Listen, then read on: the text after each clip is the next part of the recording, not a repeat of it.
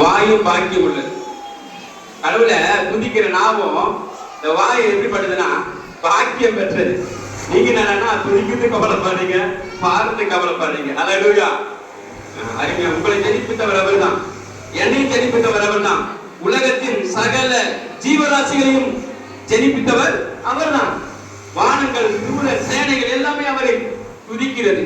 நம்ம துதிக்கிறது கஷ்டப்படுறோம். அல்லேலூயா. கர்த்தர் நல்லவர். இந்த பிள்ளை அருமையா ஒரு காலமாய் தேவன் பாதுகாத்து வந்தார். தாயின் கருவிலே ஜெனிப்பித்தவர் அவர் தான். பிரசவிக்கிறனா பிரசவத்தை தடுப்பேனோ. தேவன் தான் பிள்ளைகள் என்ன பண்றாரு? பிரசவிக்கிறார். கர்த்தருக்கு ஸ்தோத்திரம். கொஞ்ச நேரம் அமைதியா இருந்தா போதும். கொஞ்ச நேரம் ஒரு 20 நிமிஷம் தான். கர்த்தருக்கு ஸ்தோத்திரம். 20 நிமிஷத்துல ஃபர்ஸ்ட் முதலாவது இந்த பிள்ளை யாரால வந்து ஃபர்ஸ்ட் தெரிஞ்சுக்கணும். குழந்தை யாரு கொடுக்குறது தெரிஞ்சுக்கணும். எல்லாரும் தெரிஞ்சுப்பாங்க. அநேகம் சொல்லுவாங்க, ஆமா இவ அப்படி இவ அப்படி இப்படின்னு சொல்லுவாங்க. ஆனால் பிள்ளை பாக்கியம் யாரால வருகிறது என்பதை முதலாவது நீங்க தெரிஞ்சுக்கணும். என்னன்னு சொன்னா சங்கீதத்தில் சொல்லப்படுகிற ஒரு வார்த்தை 127ஆம் சங்கீதத்தில் சொல்லப்படுகிறது. இதோ பிள்ளைகள் கர்த்தரால் வரும் சுதந்திரம், கர்ப்பத்தின் கனி அவரால் கிடைக்கும். பிள்ளைகள் கர்த்தரால் வரும் சுதந்திரம், கர்ப்பத்தின் கனியோ, கர்ப்பத்தில் இருக்கிறது கனி, கனியோ அவரால் கிடைக்கும் பலன். முதலாவது இந்த குழந்தை பாக்கியத்தை யார் கொடுத்தனா? தேவன் தான் கொடுத்தார். அவருடைய அனுகிரகம் எல்லாம் பாருங்க. கடவுள் தான் இந்த ஈவை கொடுத்தார். கடவுள் தான் இந்த பிள்ளையை கொடுப்பது கொடுத்துரு. எல்லாருக்கும், எல்லா தாய்மார்களுக்கும் பிள்ளை பாக்கியத்தை யார் கொடுக்கிறது? தேவன் கொடுக்கிறார். கர்த்தருக்கு ஸ்தோத்திரம். கடவுள் தான் இந்த பாக்கியத்தை கொடுக்கிறார். எதுக்காக கொடுக்கிறாரு? ஏன் கொடுக்கிறாரு? அநேகருக்கு தெரியவே தெரியாது. ஏதோ குழந்தை வந்தது வாழ்ந்தது ஜீவித்தது முடிஞ்சு போச்சு அவ்வளவுதான். இல்ல, குழந்தை முகாந்திரம் இல்லாமல் எந்த காரியத்தை தேவன் என்ன பண்ண மாட்டாரு? அனுமதிக்க மாட்டார். ஒரு கணவனும் மனைவியும் இணைப்பது தேவன். உலகத்துல சொல்லுவாங்க சொர்க்கத்திலே உண்டானதான். சொர்க்கம் என்னது? பரலோகத்திலிருந்து தேவன் அவர்களுக்கு ஒரு ஆசீர்வாதத்தை கொடுக்கிறார். என்னன்னா கணவன் மனைவியாக. மனுஷன் தனிமையா இருப்பது நல்லதல்ல, ஏற்ற துணை, ஒரு ஏற்ற துணையை கொடுக்க வேண்டும் என்று ஏற்ற துணையை கொடுத்து அவர்களுக்கு ஒரு ஆசீர்வாத தேவன் கொடுத்திருக்கிறார். முதல் மகள் பிரிஸ்கில்லா, இரண்டாவது மகன் மிகாவேல். மிகாவேல் என்றா என்ன தெரியுமா? அவருடைய பொருள் என்ன தெரியுமா? நற்செய்தி அறிவிக்கிறவன். நல்ல செய்தி, நல்ல செய்தி அறிவிக்கிறவன் தான் அவர் தூதன். அந்த தூதனுடைய பேர் தான் மிகாவேல். மிகாவேல் என்ற நல்ல செய்தி. இன்னைக்கு அநேகர் வாயில என்ன வருதுன்னா துச்செய்தி தான் வரும். நல்ல திங்க் வராது, நல்ல வார்த்தைகள் வராது. தவறான வார்த்தைகள், தவறான ஹாபிட், தவறான சிந்தனைகள், தவறான செயல்கள் உலகத்துல ஃபுல்லா இப்படிதான் ஓடிங்க. பிள்ளைகளுக்கு கற்றுக் கொடுக்கிறவங்க எப்படி கொடுக்குறாங்க? தப்பா தான் கற்றுக் கொடுக்குறாங்க. நல்ல ஈவுகளை பிள்ளைகளுக்கு என்ன பண்ண கற்றுக் கொடுப்பதில்லை. ஆனா வேதம் என்ன சொல்லுகிறது? நல்ல ஈவுகளை பிள்ளைகளுக்கு கற்றுக் கொடுக்க வேண்டும். கர்த்தருடைய பரிசுத்த நாமத்துக்கு ஸ்தோத்திரம். இந்த நாள் அருமையான இந்த மகனுக்கு தேவன் இப்படிப்பட்ட ஒரு பாக்கியத்தை கொடுத்திருக்கிறார். கர்த்தருக்கு ஸ்தோத்திரம். இது தேவன் கொடுத்தது, தேவன் கொடுத்த ஒரு ஆசீர்வாதம். எதுக்கா இந்த பிள்ளைக்கு இப்ப நம்ம உபதேசம் பண்ணும்போது தெரியாது. அப்ப யாருக்கு உபதேசம் பண்ண வேண்டும்? பிள்ளைய பெற்ற தாய் தகப்பனுக்கு தான் உபதேசம். வந்திருக்கிற தாய் ஸ்தானத்தில் இருக்கிற, தகப்பன் ஸ்தானத்தில் இருக்கிற உங்களுக்கு தான் உபதேசம். வேற யாருக்கும் உபதேசம் போகாது. நீங்க பிள்ளையை நடத்த வேண்டிய வழியிலே நடத்து. அது அப்பொழுது அவன் அதை விடாதிருப்பான். நீ பிள்ளைகளுக்கு என்ன பண்ணும்? நடத்த வேண்டிய வழியில நடத்தணும். எப்படி நடத்தணும்? தேவ பக்தியில, தேவ பக்தியில பிள்ளைகளை, தெய்வ பயத்துல பிள்ளைகளை, தேவனுடைய வாழ்க்கை நடைமுறைகளில பிள்ளைகளை, இப்படி விசுவாச வாழ்க்கையில பிள்ளைகளை கர்த்தர் நடத்துவார். நீ கவலைப்படாத, உன்னால முடியும். விசுவாச வாழ்க்கை. இப்ப விசுவாசத்துல பிள்ளைகளை நடத்தணும். இன்னைக்கு யாரு பிள்ளைகளை அப்படி நடத்துறாங்க? தெய்வ பக்தியை சொல்லி யார் நடத்துறாங்க? இல்ல, தேவனை குறித்த பக்தி யாருக்கும் வெளிப்படவில்லை. வரீங்க, ஏதோ எனக்கு ப்ரோக்ராம் வந்தோம், ஜாலியா வந்தோமா, பார்த்தோமா, போயிட்டு. தெய்வ பக்தி உள்ள பிள்ளைகளா இருக்க வேண்டும். தேவன் அதுதான் விரும்புகிறார். பக்தி உள்ளவனை தமக்காக தேவன் தெரிந்து கொண்டார். பக்தி பிள்ளைகளை பக்தியா வளர்க்கணும். இரண்டாவது பயத்தோடு வளர்க்கணும். எந்த பயம்? மனுஷனுக்கு பயப்படுகிற பயம் இல்லை, மனுஷனுக்கு பயப்படுகிற பயம் கண்ணியை வருவிக்கும். அப்படின்னா என்ன அர்த்தம்னா, எங்க அப்பா வராரு டக்குனு முடிஞ்சு போச்சு மேட்ச். இங்க பெரும்பாலும் லைஃப்ல என்ன இருக்குது, பிள்ளைங்களுக்கு சின்ன பிள்ளைங்க கூட என்ன பண்ணிடுறாங்க, செல்ல கொடுத்துறாங்க. சின்ன பிள்ளைங்க கூட செல்ல கொடுத்துறாங்க. அது நாளைக்கு அது விடுறானே, எப்படி விடும்? விடாது. நீ அடிச்சு பெருமத்தை அடிச்சாலும் சரி, அந்த பழக்கத்தை விட்டு என்ன பண்றோம், விடவே விடுவேன். வேற என்ன சொல்றா, வேற என்ன சொல்லுகிறதுனா அதாவது இச்சை. அந்த வேதம் சொல்லுகிற இச்சையானது கர்ப்பம் தரித்து பாவத்தை பிறப்பிக்கும். அப்படின்னா என்ன அர்த்தம், சின்ன சின்ன காரியம் தான் பெரிய காரியமா மாறும். அதனால பிள்ளைகளுக்கு நல்ல ஈவுகளை கற்றுக் கொடுக்கணும். கொடுத்துறீங்க செல்ல, அவன் எப்படா போட்டா நம்ம லைஃப் முடிஞ்சு வச்சுக்காது, அவ்வளவுதான். இப்படிதான் பிள்ளைகள் என்ன பண்றாங்க, அநேக தாய்மார்கள் வளர்க்கிறாங்க, தகப்பன்மார்கள் வளர்க்கிறாங்க.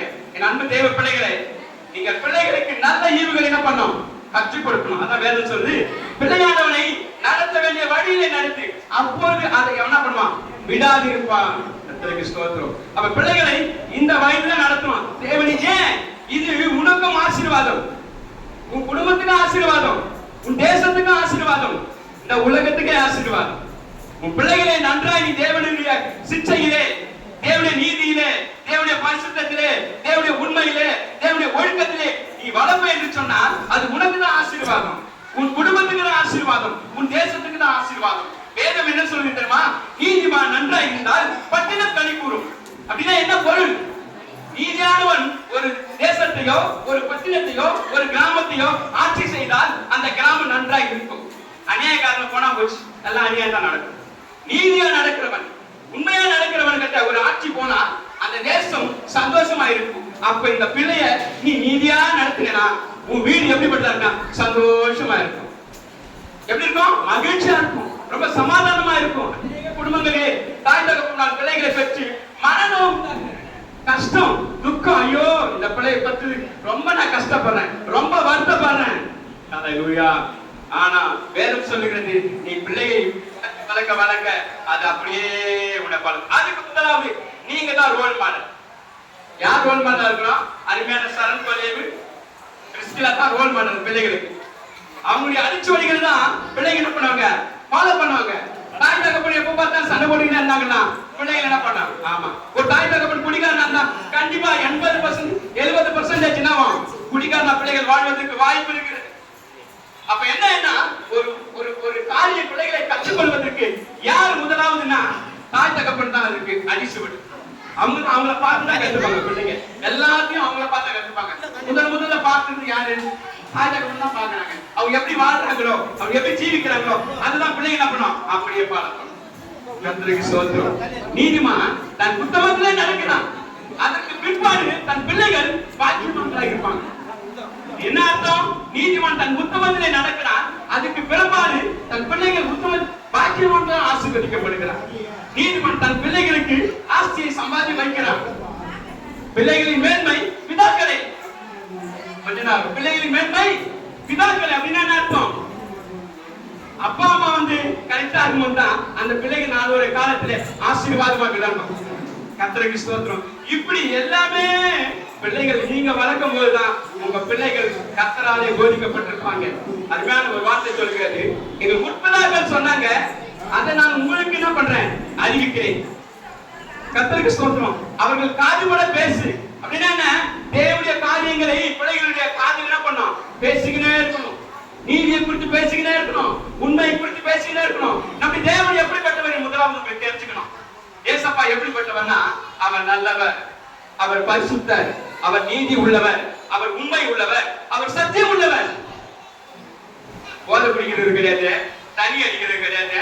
ஆமா, எல்லாத்துக்கும் ஒருவர் அப்படி எதெல்லாம் எனக்கு என்ன பழக்கமா இருந்தாலும் ஒரு தெய்வம். இப்படி அல்ல, அவர் எப்படிப்பட்ட தேவனா எல்லாரும் புரிஞ்சுக்கணும். தேவன் ஒருவரே, இந்த உலகத்துக்கு எல்லா சிருஷ்டிக்கும் தேவன் ஒருத்தர் தான். அவர் எப்படிப்பட்டவர்னா பரிசுத்தர். அப்பதான் நம்ம பரிசுத்தமா வாழ முடியும். நீதி உள்ளவர், அப்பதான் நம்ம நீதியா வாழ முடியும். உண்மை உள்ளவர், அப்பதான் நம்ம உண்மையா வாழ முடியும். அப்ப தேவன் எப்படிப்பட்ட சுபாவம், நான் எப்படி சுபாவத்தில் இருக்கணும், என் பிள்ளைங்க என்ன பண்ண ஃபாலோ பண்ணும். அதான் உண்மை.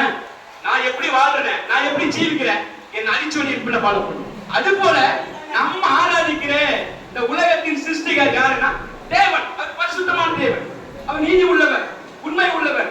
அவருடைய வழியிலே, அவருடைய சித்தத்திலே, அவருடைய உண்மைப்படி பிள்ளைகளை வளர்க்கணும். கர்த்தருக்கு ஸ்தோத்திரம்.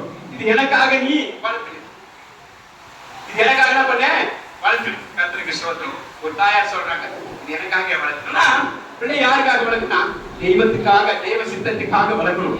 உன் சித்தத்துக்காக வளர்க்கக்கூடாது. உன் சித்தத்தை வளர்ந்தா முடிஞ்சு போச்சுக்காத. உன் எண்ணத்தெல்லாம் பிள்ளைக்கு தெரிஞ்சிருவேன், உன்னுடைய சுவாபத்தெல்லாம் பிள்ளைக்கு தெரிஞ்சிருவேன். உன் பிள்ளைகள் என்ன பண்ண சீராய் சிறைப்பட்டு வாழாது. தேவ நீதியை, தேவ சத்தியத்தை, தேவ உண்மையை பிள்ளைகளுக்கு என்ன பண்ண உபதேசம் பண்ணு. எப்பா இந்த வார்த்தையை உன் கழுத்திலே போட்டுக்கொள், உன் கையிலே கட்டிக்கொள், உன் இருதயம் என்னும் பலகையிலே எழுதிக்கொள். எது சத்தியம்?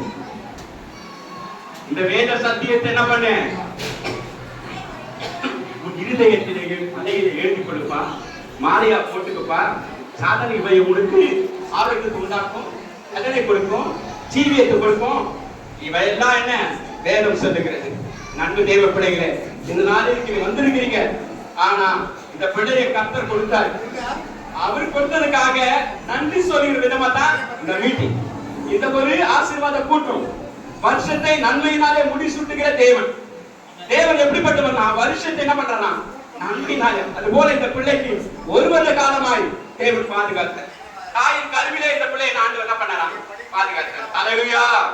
தாயின் கருவிலே தேவன் பாதுகாத்தார். யாரும் பார்த்துக்க மாட்டீங்க. யாரும் உறவுகள், சொந்த தாய், சொந்த தகப்பன் கூட இந்த பிள்ளை என்ன பண்ண முடியாது, பார்த்துக்க முடியாது. ஆனா ஆண்டவர் தாயின் கருவிலே பார்த்துட்டார். பார்த்துட்டு அது எலும்புகள், அந்த இருதயம், நரம்பு, சதை ஒவ்வொன்றையும் ரசிக்கிற தேவனாய் இருக்கிறார். எல்லாத்தையும் அவர் எழுதி வச்சிருக்கிறார். அந்த பிறப்பு, அவன் வாழ்கிற நாட்கள், எப்ப அவன் பிறப்பான், எல்லாரும் டீட்டர் என்று வரை தேவன் அழகா அன்னிச்சிருக்கிறார். அல்லேலூயா. நான் வினோதமாய் உண்டாக்கப்பட்டிருக்கேன். இருக்கிறதுலயே வினோத படைப்பான மனிதனை படைப்பதான் தேவன் படைப்பு உண்டாக்குற பெரிய ஒரு வினோதம். சின்ன ஒரு வைத்த சின்ன ஒரு கரு, எவ்வளவு அழகா ஆச்சரியம் பாருங்க ஆண்டவருடைய படைப்பு. அதெல்லாம் ஆண்டவருடைய படைப்பெல்லாம் உங்களால எண்ணிக்கொள்ள முடியாது. ஏதோ வாழ்ந்தோம், ஜீவிச்சோம், செத்தோம், போயிச்சோம், இதான் கண்டனா. ஆனா தேவனை குறித்து அறிவு. அல்லேலூயா. ஆண்டவர் பார்ப்பாரா பார்க்கலனா?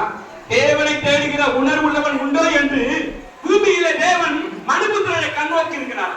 அநேக என்ன பண்றாங்க? தெய்வ உணர்வு இல்லாததான் வாழ்றாங்க, தெய்வ பக்தி இல்லாதான் வாழ்றாங்க. எந்த ஒரு கர்த்தருக்கு ஸ்தோத்திரம். நண்பர் பிள்ளைகளை, நீங்க அப்படி இருக்கக்கூடாது. அருமையான அருமையான மகன், நீங்க அப்படி இருக்கக்கூடாது. இன்றைக்கு இந்த பிள்ளையை நீங்கள் கர்த்தருக்காக வளர்க்கணும். கர்த்தரின் வழியிலே, கர்த்தருடைய சிட்சையிலே, கர்த்தருடைய நீதியிலே, கர்த்தருடைய பக்தியிலே, கர்த்தருடைய பரிசுத்தத்திலே வளர்ந்து கர்த்தருக்காக நீங்க வளர்க்கும் பொழுது அந்த பிள்ளை அது உங்களுக்கு ஆசீர்வாதமாக இருக்கும். உங்களுக்கு மாத்திரம் இல்லை, தேசத்துக்கும் ஆசீர்வாதமாக விளங்கும், உன் சொந்த உறவுகளுக்கு ஆசீர்வாதமாக இருக்கும். இன்னைக்கு அநேக பிள்ளைகள் கெட்டு சீரழித்து போவதற்கு காரணம் என்ன? தேவ சித்தத்தின்படி பிள்ளைகளை வளர்க்காத காரணம் தான். அப்புறம் வளர்த்துனா கர்த்தருக்கு ஸ்தோத்திரம். 5 வளையாதது 50 வளையாது, 5 வளையாது 50 வளையாது. அதுதான் வேற அழகா சொல்லுகிறது. நீ சின்ன வயசுலயே பிள்ளைகள் என்ன பண்ண, அவன் கரம் குறிச்சு போகும்போது, அவன் ஆத்துக்கு போகும்போது, அவன் உட்காரும் போது, அவன் படுக்கும் போது இவைகளை குறித்து என்ன பண்ண பேசு பேசு. பிள்ளைகளை கிட்ட பேசணுமா? இது யாருக்கு பேர் பேசுறாங்க? பிஸி. அப்பா ஒரு பக்கம், அம்மா ஒரு பக்கம், குழந்தைகள் உட்காந்து டியூஷன் கூட சொல்லிட்டாரு. குழந்தைகள் எல்லாம் டியூஷன் அவ்வளவுதான். எழுந்து பறக்க பறக்க பறக்க ஓடிக்கு. எங்க உபதேசம் சொல்லப்படும்? பிள்ளைகள் எங்க ஒழுக்கமா வாழணும். இஷ்டத்துக்கு பயன்றான், கட்டுறான், கட்டிங் போடுறான், அமிஷத்துக்கு என்ன பண்றான், கட்டிங் போறான். இப்படி எல்லாம் பிள்ளைகள் என்ன பண்றாங்க? வளர்றதுக்கு காரணம் தாய் தகப்பன் பிள்ளைகளை என்ன பண்ற கரிசனை இல்லாமல் வளர்க்காததான் காரணம். அதனால என் மகனே, நீ இவைகளை குறித்து என்ன பண்ணுப்பா? உன் பிள்ளைய படுக்கும் போது பேசு, உன் பிள்ளை நடக்கும் போது பேசு, உட்காரும் போது பேசு. இவைகளை குறித்து கருத்தாய் நீ பேசு, கருத்தாய் போடி. கர்த்தருக்கு ஸ்தோத்திரம். இன்னைக்கு சொல்லப்பட்ட காரியம் அருமையான கர்த்தர் சரண் கொள்ளையனுக்கும் அருமையான ஜெனிபருக்கு சொல்லப்படுகிற காரியம். பிள்ளைகளை குறித்து நீங்கள் கவனமாக இருக்கணும். பிள்ளைகள் கர்த்தருக்கு ஸ்தோத்திரம். வேதம் சொல்லுகிறது, பிள்ளைகளானவர் நடத்தும் போது சில காரியங்கள் இருக்கும். வேதம் சொல்லுகிறது, பிள்ளைகள் மதியம் என்ன பண்ணோம், ஒட்டி கொண்டு இருக்கும். அப்படின்னா என்ன அர்த்தம்? சின்ன சின்ன பிள்ளையா இருந்தாலும் தேவையில்லாத காரியங்கள் என்ன பண்ணோம், பிள்ளைகளுக்குள்ள இருக்கும். சின்ன பிள்ளை தானே, அதுக்கு அந்த பழக்கம் இருக்காது. இல்ல, கர்த்தருக்கு சொல்றோம், பிள்ளையுடைய செய்கையோ எதுவா இருந்தாலும் அது நடக்கையில விளங்கும். பிள்ளை வாழ்வு வந்து அப்பா தான் தெரிஞ்சிடலாம். பிள்ளை ஒரு பிள்ளைய பார்க்க சாது வாழுப்பா. ஏன்? அது நடக்கையில விளங்கும். அப்பயே பார்க்கலாம். ஒரு தாய் தகப்பனுக்கு தெரியும், ஓ இந்த பிள்ளை இந்த ஆக்டிவ்ல இருக்குது, இப்படி இருக்குது என்று அதை நிதானித்து பிள்ளைகளை கரெக்டாக பண்ணோம். அதை நடத்த நினைக்கும். அப்ப நடத்தும் பொழுது பிள்ளைகளை ஏற்ற காலத்திலே அவர்கள் கூட்டு காய்த்து கனி கொடுத்து அநேகருக்கு ஆசீர்வாதமாய் விளங்குகிற ஒரு பாத்திரமாய் விளங்குவார்கள். ஏனென்றால் தேவனுடைய ஆசீர்வாதம் ஐஸ்வர்யத்தை தரும், அதனோடு வேதனையை கூட்டார். அல்லேலூயா. இது எத்தனை பேரோட ஆசீர்வாதம் இருக்குது, ஆனா அவங்க குடும்பத்துல என்ன இல்ல, சமாதான சந்தோஷ மகிழ்ச்சி இல்ல. ஆனால் தேவன் பிள்ளைக்கு விசேஷித்த ஆசீர்வாதத்தை தேவன் கொண்டிருக்கிறார்னா உனக்கு ஆசீர்வாதம் மாத்திரம் இல்ல, அதனோடு வேதனை கூடாது. அல்லேலூயா. தேவனுடைய பிள்ளைகளை வேதனை கூடவே கூடாது என்று சத்தியமாய் வேதம் சொல்லுகிறது. நண்பர் பிள்ளைகளை, இந்த வந்திருக்கிற ஒவ்வொரு கர்த்தராலே நீங்கள் ஆசீர்வதிக்கப்பட்டவர்கள், நீங்கள் பாக்கியவான்கள் என்று நான் சொல்லுவேன். ஏனென்றால் கர்த்தருடைய வேதத்தை கேட்கிற காதுகளும் பாக்கியம் உள்ளது. அல்லேலூயா. இந்த தீர்க்கதரிசன வசனங்களை கேட்கிறவர்களும் வாசிக்கிறவர்களும் அதுபடி நடக்கிறவர்களும் பாக்கியவான்கள் என்று இது முதல் ஏது. அதனால நீங்க பாக்கியவான்கள். அல்லேலூயா. கர்த்தருக்கு ஸ்தோத்திரம். ஆமென்.